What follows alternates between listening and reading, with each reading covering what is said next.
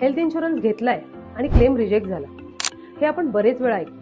पण health insurance घेताना 5 महत्वाच्या गोष्टी आपण बघितल्या आहेत का?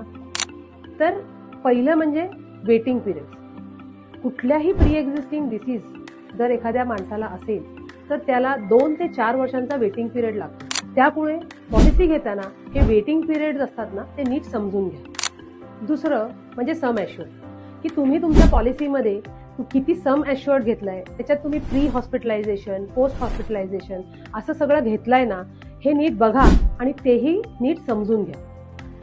तिसरं म्हणजे नेटवर्क हॉस्पिटल. तुम्ही ज्या हॉस्पिटलमध्ये ॲडमिट होणार आहात ते नेटवर्कमध्ये आहे की नाही ते चेक करा आणि ते हॉस्पिटल तुमच्या घराजवळ आहे ना ते सुद्धा बघा, कारण त्या हॉस्पिटलमध्ये तुमचा क्लेम कॅशलेस सेटल होईल.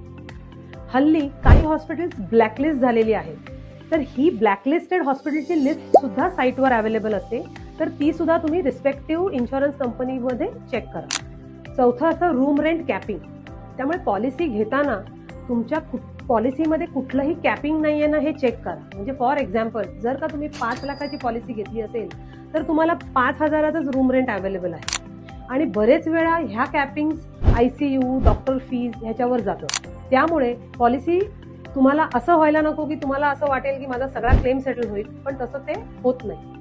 आणि 5वं, तुम्ही जी पॉलिसी घेताय ती लाईफ टाईम रिन्युएबल आहे की नाही, कारण बरेच वेळा आपल्याला ह्या कव्हरची गरज आपल्या उतरत्या वयात लागते. सो नेहमी तुम्ही लाईफ टाईम रिन्युएबल पॉलिसी निवडा. हे 5 पॉइंट्स समजून घ्या आणि सेव्ह करा आणि मदत लागली तर आम्हाला कॉल करा.